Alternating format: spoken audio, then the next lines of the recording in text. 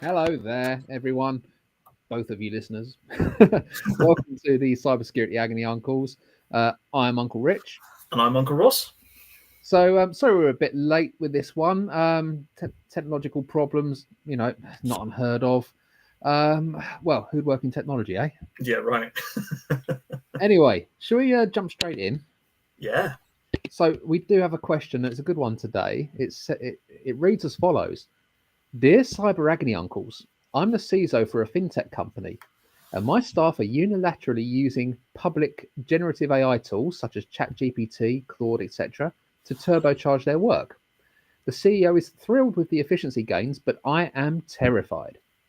I know my developers are pasting proprietary source code into these models for debugging, and our marketing team is feeding sensitive customer data into them for analysis. I've issued warnings and blocks, but they just work around them with burner accounts and personal devices. The shadow AI problem is massive. When I bring this up, the exec team tells me, don't be the department of no, find a way to make this work safely. They see me as the person trying to stifle innovation. I'm under immense pressure to either completely lock down a vital technology or risk a catastrophic IP leak that could sink the company. Uncles, how do I go from being the department of no to the department of safe enablement? What strategic, non-technical steps can I take to implement guardrails for Gen AI when every solution feels like a band-aid?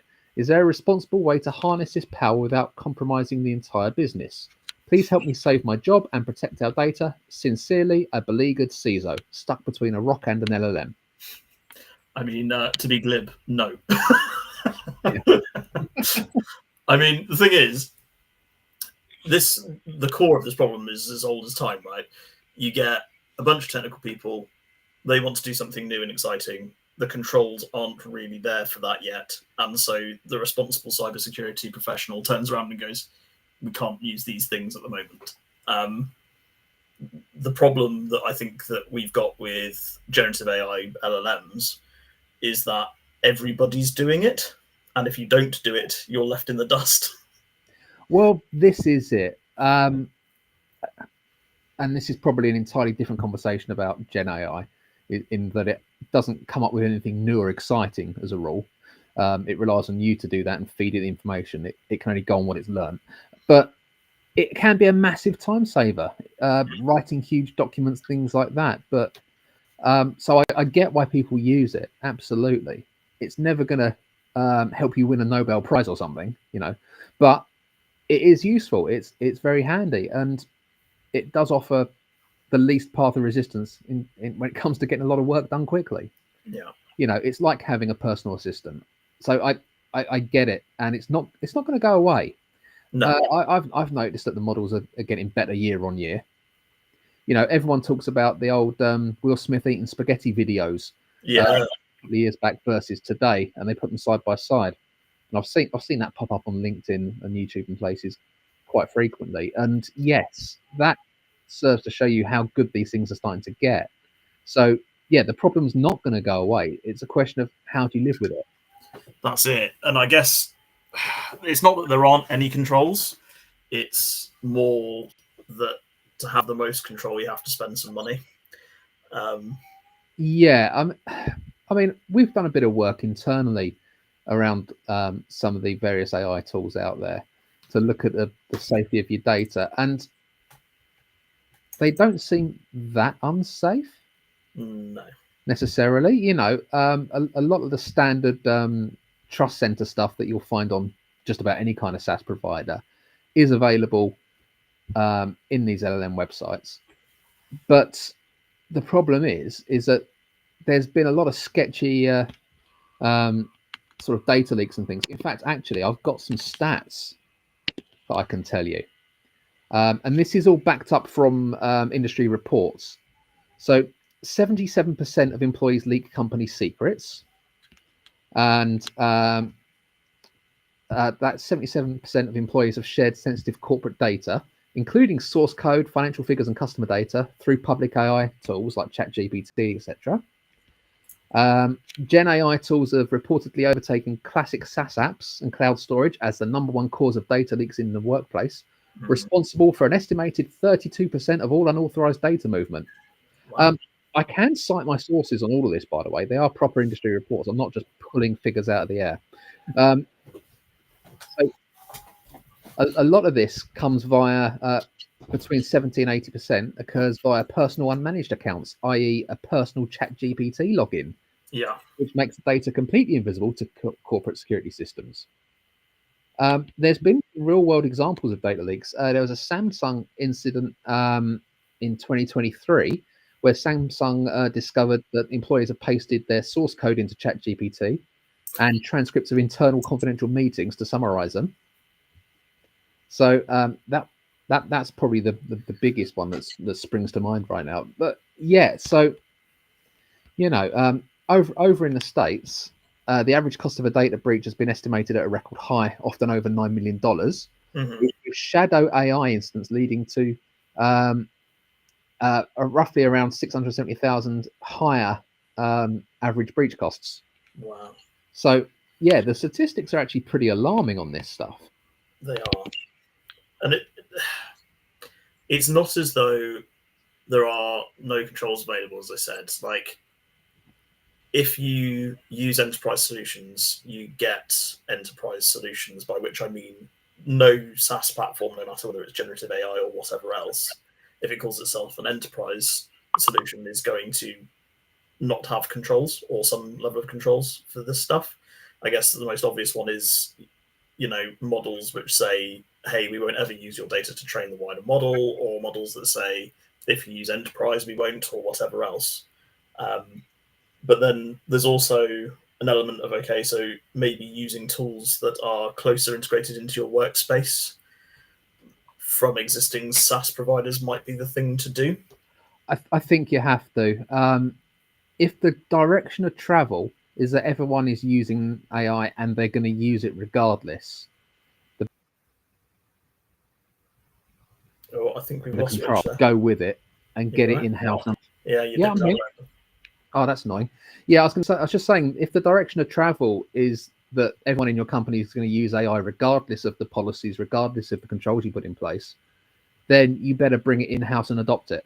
Yeah, absolutely. And I guess the earlier and the closer you can integrate process and protection as a business, the better. And to a certain extent, the other problem is you have to provide something good. If you provide something to your users that doesn't fulfill their requirements because it's too restrictive, it's a junky model, whatever else, they'll just do what they're currently doing and go and use something else anyway. Well, this is the thing. Also, who gets to decide which models are junky, as you say? So I've been trialing ChatGPT, Claude, and Gemini all at once, using personal accounts, just messing around for my own fun. And I've not found a single comprehensively good one.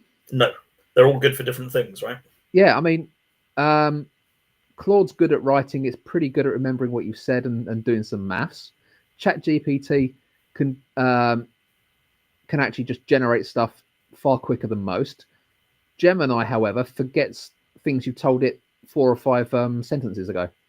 Yeah, I think Claude also seems to be probably the best of the three for code-related tasks. Yeah, it seems to be, doesn't it? I think for big orgs, you might actually be looking at a situation where the answer isn't one tool, which is expensive. But the same thing still holds, that if you don't provide the right tools to the right people, they will go dark and they will do whatever they need to do in order to get the results that they want. Yeah. So I mean, you've got to weigh up the cost of having 3 tools against the cost of a breach. This is it. I've not tried. Is it Grok AI? Yeah. Just because I haven't got round to it, frankly. But I can't see that there's one dominant tool yet that's proven to stand head and shoulders above the others. No. We're in the middle of an arms race right now. Mm-hmm.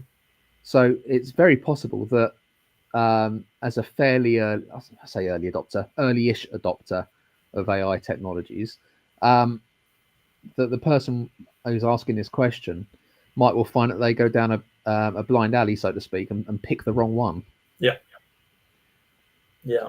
But is it better to pick the wrong one than to try and say no, you can't use AI and just let shadow IT take over? Yeah, I don't know. It's really, really tough. I can't think of another time in my career where it's been quite so in your face and prevalent Yeah, that not having a solution this early on in the game, because as much as the tooling is much more advanced than anybody possibly expected it to be, it's still not a mature ecosystem. no, And I can't think of another time in my career where I've been in that situation where normally I wouldn't choose. I'd say it's too early. We shouldn't be locking ourselves into anything at this point. We don't know what the best option is. Let's just not. But you've got your hand entirely forced by the prevalence of a technology. You have to do something. Because yeah, normally I'd countenance against making rash decisions, and I'd be like, just sit back and watch it for a year, figure out what's the best thing to use. That's not realistic. I love a rash decision. I'm a big fan of rash decisions, but I'm also a big fan of pivoting. Mm-hmm. Yeah. If it turns out your decision was bad. Yeah. Totally. So I think in this case, one of the answers is you need to pick one and bring it in house. Yeah. And adopt it. Yeah. And it's no good writing a huge AI usage policy if nobody's going to follow it. So you need to rewrite that to suit whatever AI model you've chosen. Yeah. And bloody well enforce it. Yeah, absolutely. The enforcing is tricky, don't get me wrong. Yeah. But that doesn't mean that you shouldn't have process. Like we're talking about human behavior being policed by having a process, really. But isn't that corporate governance in a nutshell? I was about to say that's corporate governance. Like you can't have technical controls for everything. You just can't. No, you can't. You can't have technical controls for how someone manages another person, for example. You can't have technical controls for that. You can have process, and you can have training, and you can have check-ins with people to see how applying the process is going. And that, to me, as bizarre as it sounds, this is a human problem, not a technology problem. Yeah. And you have to treat it that way. Yeah, you do. I mean, if you don't have a culture around data loss prevention, all you're going to end up with is people shoving tons and tons of data willy-nilly into AI. Some sensitive, some not. And it's a culture thing. You need to start from the ground up. And yes, there are technical controls around data loss prevention if you've embedded AI into your workspace. We know that. That's fine. But realistically, these are the same people that would quite happily email confidential files just attached to an email, exactly, and sent to a customer. Exactly. I mean, I've experienced before in a previous role where somebody who worked with data, instead of summarizing a database export, they summarized it on one tab, left the raw data on a second tab that contained lots of different customer data, and sent it to one customer. Mm-hmm. These things happen. It's human error, and all you're going to get is that amplified with AI. In fact, there you go. There's a soundbite. Gen AI is a force multiplier for data loss. For data loss, yeah. For productivity, and equally for data loss. Yeah, I think that's accurate. Yeah, I think so. I'll go with that. Yeah, I like a sweeping statement. Yeah. The gross generalization. Yeah, so long as there's enough things to prove it wrong. But yeah, I mean, it is a human problem.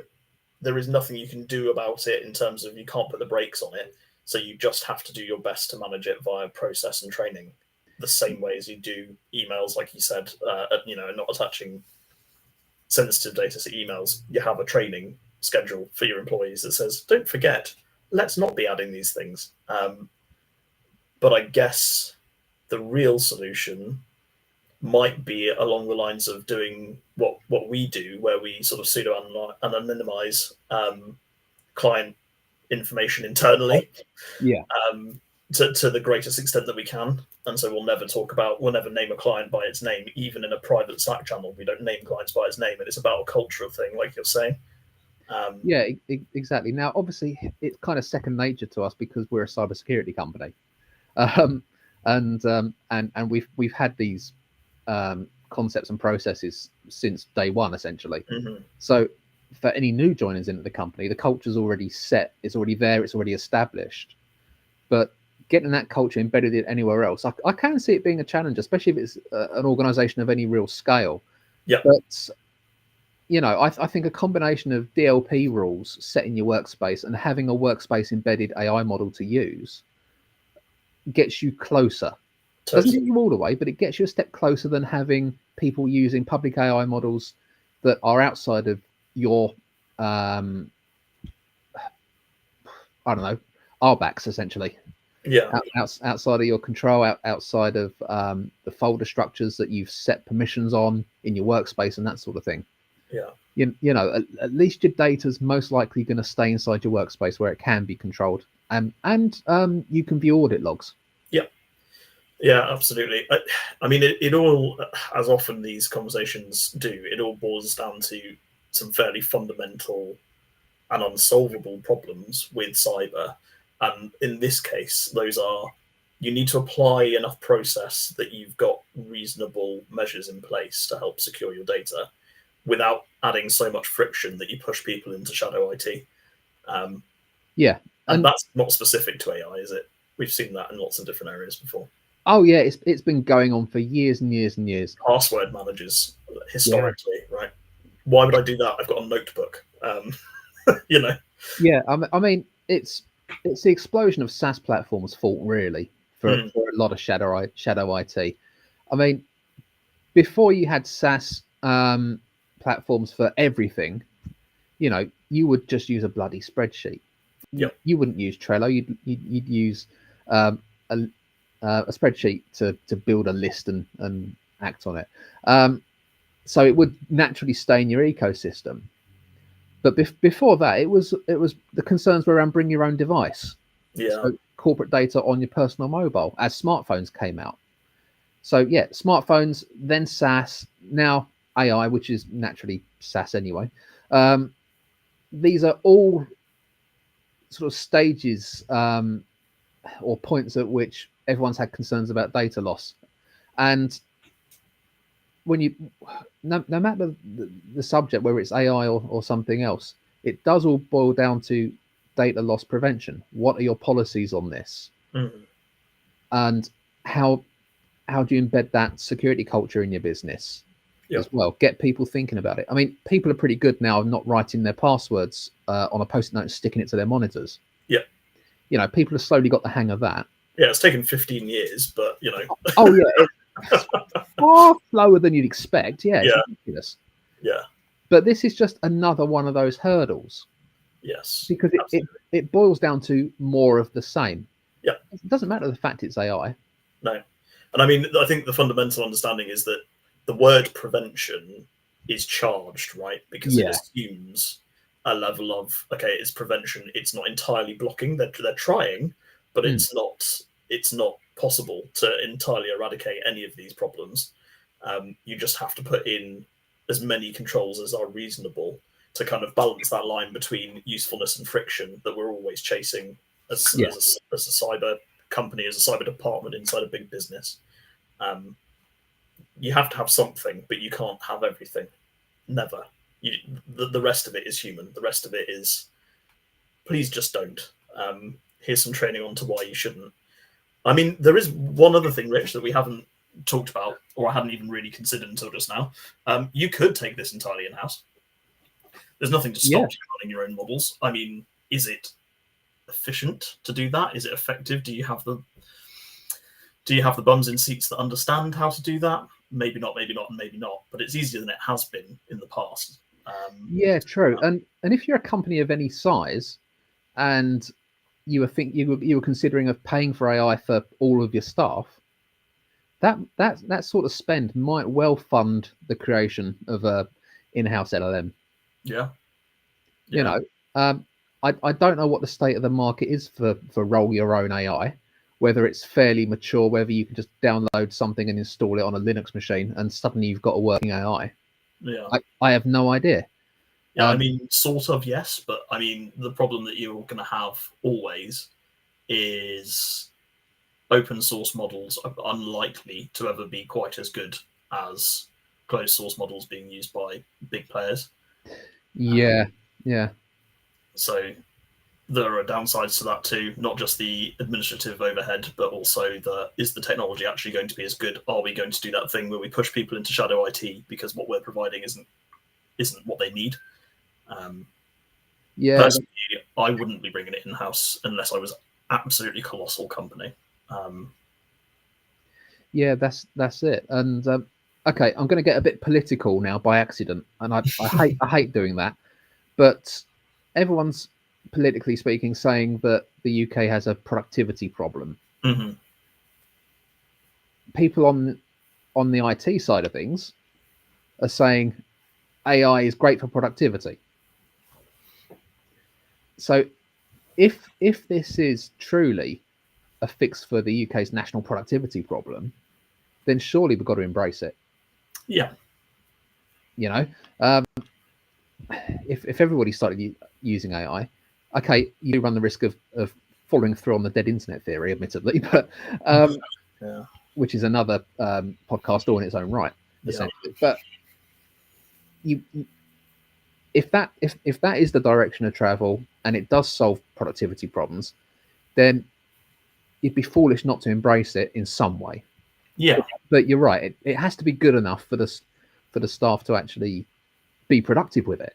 Yeah, I mean, one of my I'm going to go with worries about the proliferation of AI and increased productivity is that if you increase output, you also increase input for someone else, right? So Department A writes a bunch of reporting and it uses AI, and the reports come out very, very quickly, and they're good and they're detailed, and we've got to the point, let's say, where we're happy to basically put bullet points into an AI, get a report, and chuck them at someone else. Department B takes that AI generated report, puts it back into an AI, and gets an executive summary. Yeah. At which point, just share bullet points. Maybe it's less about actually the fact that we're not productive enough, and it's about efficiency. Yeah, exactly. Yeah, that's a really good point, because you will get a loss of fidelity each time. Sorry, I was thinking of the old cassette tapes. Yes, I know. Tape recording. You will get a where because the sound degrades every time you did a tape-to-tape copy. A copy of a copy of a copy. Yeah. Yeah. Or actually, it's the same with photocopies. And yes. For those people more in tune with that, i.e., people that are younger than the cassette generation. Yeah, you will get a loss of fidelity. You run the risk of an increased risk of AI hallucinations, summarizing things incorrectly. So it's like the old saying: you can't take an average of an average. No, I don't know if that is a saying. Actually, I might have made that up. But mathematically, you shouldn't take an average of an average because it doesn't come out right. Yeah, but maybe philosophically, what we need to be saying is, yes, it can write really nice reports. Do I need a really nice report? Can I send a paragraph of bullet points and get my message to, especially internally, another department, without having to have the double translation of AI on the way in and then back on the way out? Yeah. I mean, just because a tool's there doesn't mean you have to use it. No, that's it. And quite often you can end up going down a rabbit hole with AI. So you ask it something, it comes back, you iterate through another round of revisions because it didn't quite understand what you wanted, or you didn't explain it correctly in the first place. And then all of a sudden you've lost an hour. Yep. You could have written those bullet points or a quick report in sort of 15, 20 minutes and sent it on. And that would have been more efficient. Yeah, absolutely.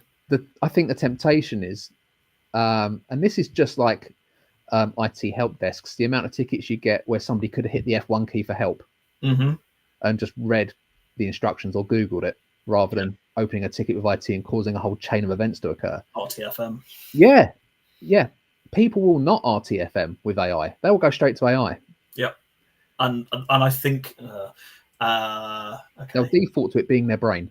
Yes, I'm not going to go too deep into it, but I think part of the problem is that if you imagine that only a short time ago, people would just go to a search engine. Mm. But because of the massive uptake in AI, that's now garnering less good results. Yes, actually, we did. We talked about this a while ago, didn't we? Yeah. People, you have to go to AI now because people aren't populating Stack Overflow or whatever. Yeah. With decent human-led content for you, if you look up. And this is all dead internet theory, right? And I don't actually think calling it a theory does it any justice. It's just true. It is true. Yeah. The internet is now full of AI slop and people positing opinions as facts. That is an ongoing problem that's happened since the very first person published the first HTML web page. But yeah, that's why that's how I use my opinions. Yeah. Present them as facts and hope you're not. As facts, yeah. But you know what I mean? Like, yeah, it's. I think one of the original visions for the internet was this is a library. It's a democratization of information. Yep. Factual information. You know, you only have to look at the way that like the hyperlink structures and stuff are laid out. It's designed to be a folder structure because that's how libraries work, largely speaking. Yeah. So it's so far from its conception at the point where we're just saying, oh, this is my opinion and therefore it's right, or AI has output something and now you're reading it. I think it's dangerous territory. It's definitely changed the shape of the internet. Yeah, and I think we're on a downhill slide into so much AI generated content being published as human written content on the internet that AIs are now going to just learn from their own slop. Yeah, oh, for sure. In which case it will be like mad cow's disease. Yeah. Essentially. Yeah, but what's interesting about that is that who does that really hurt? It hurts people who are new to a subject. Yes. It hurts juniors. It hurts people who want to research into a subject that there isn't their primary focus, because they can't go and easily find factual information that's been generated by another human with citation. They go and find something that's been output by an LLM, and don't have to learn at that point. I've just had the worst thought. This is turning into an episode of Black Mirror. It really is. In 10 to 20 years' time, all of the textbooks will have gone, for the most part. All of the official human-led learning will have dried up. Everyone will be learning from AI, and there's going to be such a huge brain drain thanks to the dead internet. Totally. Maybe this is all a ploy, Rich, from big university. They're just trying to get people to buy textbooks and sit in classrooms again. I mean, yeah, absolutely. So anyway, to get back to the question, I can't get back to the question from there. It's too big a leap. Our tangent was truly tangential. We are somewhat downstream. Yes, we really are. Yeah, not sure we've got a paddle. No. So, yeah, I've got to go back to the question. I really have. Yeah. Okay, so they want to stop being a Department of No and go back to being the Department of Safe Enablement. Yeah. What strategic, non-technical steps can I take to implement guardrails? So we talked about getting it back in-house, tied into your own security domain, so that you can control who uses it. You can apply DLP rules. That's half technical, half not technical. Next up, the policy side. You will need a policy, and I don't even care what's in your policy. You know, that's for you to decide. What I'm interested in is that policy being communicated, and HR or whoever need to follow through with enforcing that policy. Yeah. You need to build a culture of security, and this is as good a place to start as any if you don't have one. Yeah. You know, most people are aware of things like MFAing all your accounts and stuff like that by now. But it might not even be written down. We see huge variations in terms of the security maturity of organizations. Some small companies run a really tight ship. Bigger companies do the bare minimum because it's costly to implement and takes time and is effort when effort could be spent on generating income. You know, all of the above.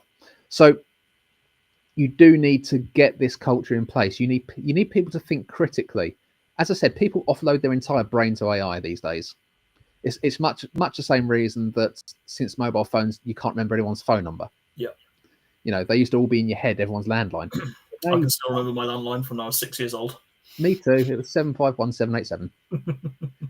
Interestingly, my nan and granddad's phone number was 3893. It was 3893. It was just 4 numbers. Yeah. They must have been an early adopter of the telephone exchange. Anyway, they still had a lady in their village who plugged them in. Yeah.